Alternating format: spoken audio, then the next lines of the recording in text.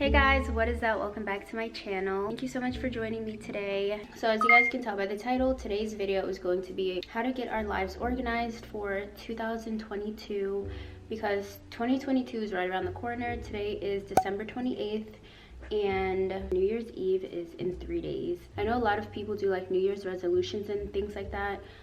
Personally, I've said I was gonna do New Year's resolutions, but I've never really stuck to them. So yeah, in this video I'm just going to be going over things like how to make realistic goals, because I feel like when things are stretched out over like a longer period of time, they're just easier to not stick to and easier to forget and things like that. So yeah, that's what we are going to be discussing in today's video. Today's just going to be more of like a chill sit down video. I know a lot of you guys like my vlogs and stuff, and I'm definitely like going to continue to do those, but this video is going to be more of like sit down style. This evening's drink of choice is some green tea. You guys know I normally do the coffee, and I love coffee, but it's evening, so I'm not gonna like do that to myself. I actually don't know if this is decaf or not, but some classic green tea with some honey. Can't go wrong with that. So I have 6 things on my phone. I just made like a list in my notes, and I will be going over, you know, the 6 things that I feel will help me and I hope help you guys just feel more orderly, even though it's before 2022. But you know, these are things that we can start like implementing in our lives like immediately. So yeah, some of these things I'm trying to also implement in my life and become better at as well. So please by no means think that I'm some sort of an expert. I'm honestly just trying to get my own life together and then try to help you guys out along the way. So I really hope you enjoy. Some of these things are going to be how to organize your life and how to get your life together. So organizational tips and things I'm going to be working on, as well as just like things to do just to overall make you feel better and like feel like your life is a little bit more together. So the first tip that I have on my list to get your life together or organize your life would be to write down daily to-do lists and check off each item as you go. Well, this is something I do on and off, honestly, and I want to start like getting better at it and doing it every single day, because it really does help. And I noticed that it literally makes such a difference. In the morning time, I'll just write down things that I want to accomplish for the day and just start checking those things off as I go. So it's just really helpful to just like visually see the things you need to get done and then just like check them off as you go. So that is very helpful to me. And then it's just like throughout the day, you can just keep referring to it. So it's not just like you're just going through your day with like nothing, you know what I mean? Just like randomly doing things and then not prioritizing the things that you have to get done. So I think a daily checklist or to-do list is very helpful. I'm sure there's apps and things like that that will make it easier, but I'm more of a pen and paper girl when it comes to stuff like that. Like I really like to write and like, you know, just put pen and paper. That's just my preference. Okay, so the next thing that I have for you guys is to set small attainable goals. That way they're easier to achieve. What I mean by this is set small realistic goals for yourself that don't overwhelm you like when you think about them. So for example, I am a part of this women's group. I have some mentors in my life that help me to just stick to my goals, and we just help each other stick to our goals and set realistic goals for ourselves and keep each other accountable and stuff like that. So one of my goals upon entering this group was to reach 500 subscribers on my YouTube channel.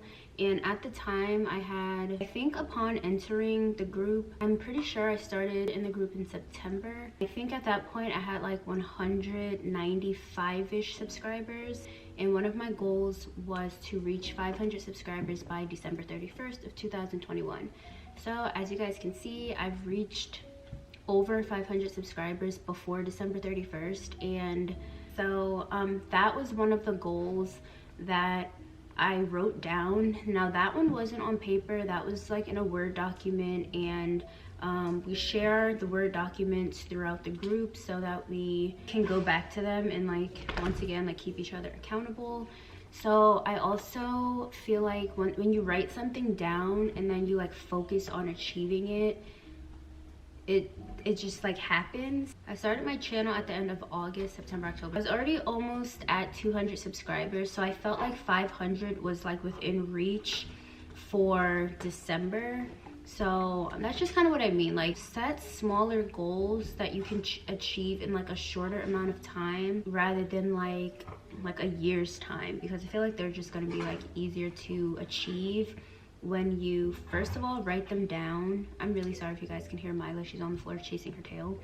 But they're easier to achieve, one, when you write them down, and two, when you are constantly like putting them at the forefront of like your mind. And I feel like that goes hand in hand with my next point, which would be like scripting manifestation, which I mentioned in my last video, that I found a video about that, and it's pretty basic. Like, you just write down the things that you want to achieve and like your goals, and you read them every day for I think 14 days straight, and then you just like let them go. At some point those things are going to manifest in your life. Number 3 I have is to get active, and this doesn't have to be going to the gym, because I personally don't have a gym. I mean, I personally don't go to the gym.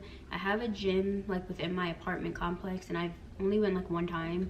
I'm just really not a workout person. I'm really not like a dedicated workout person. I think we should make a point to like move our bodies throughout the day and just be a little bit active at some point in the day. Like, I've started doing like at-home workouts and stuff like that, and it makes you feel so good. It really does. Like, it's nothing I've like stuck with, but when I was doing like workouts in the summertime, just like at home, like HIIT workouts, they made me feel so freaking good, especially if you're stressed, anxious, or like just like tensed.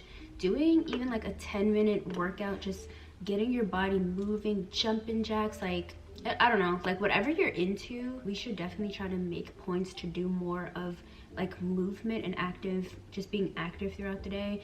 That's something I really do want to work on, not for any other reason other than just like making myself feel better and like my mind feel better. I don't know the whole science behind like endorphins and stuff, but whatever it is, it definitely works. It's really important.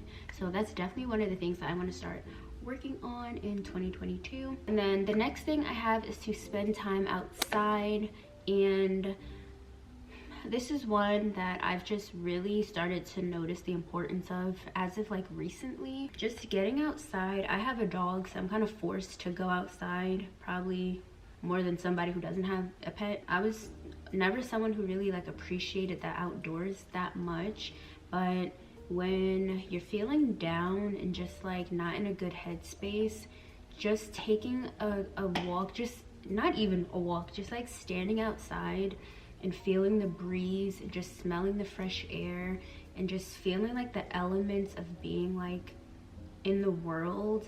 So this tip is like more of like how to get your life together and make you feel better. But yeah, to just get outside, walking is a good way to implement exercise and just be outside in nature.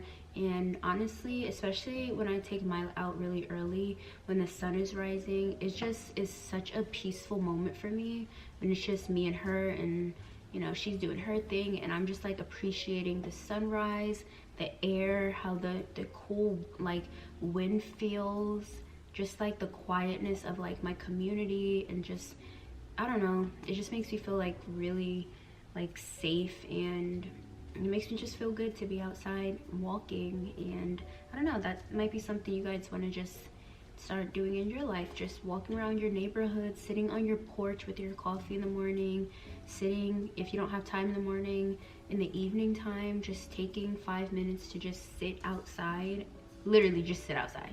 Like, there's nothing bad that can come from that. The next one would be to make a vision board. So we're back to the organizational stuff.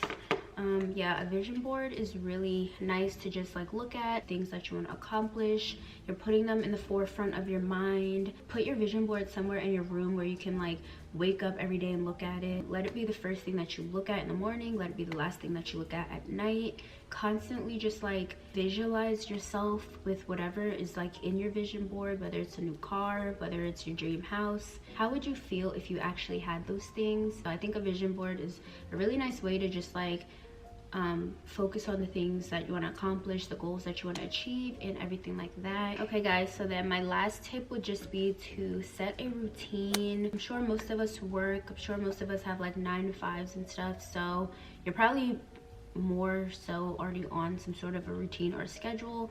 But if you're not, even if it's not like a breakdown of how your whole day will go, something as simple as picking a time to wake up in the morning and picking a time to go to sleep at night is structure. So that's honestly what I am going to try to start doing. Something even as simple as setting a routine to get sleep, sufficient sleep. Like if you want your bedtime to be 9 p.m, if you want your bedtime to be 8 p.m, if you want your bedtime to be 10 p.m, try to just pick a time and go to bed at those times every night. And if you're someone like me who I can't just go to bed and just go to sleep, I like to kind of like mellow down in bed first and then go to sleep. So I would say if you want to like make your bedtime 10, get in bed at like 9 and then just like chill, be on your phone, watch TV, and then for like an hour, and then like go to sleep at 10. For me, that's just what worked for me. Like I just can't like get in bed and go to sleep. Like I just don't work that way. And same thing with the morning time. Just,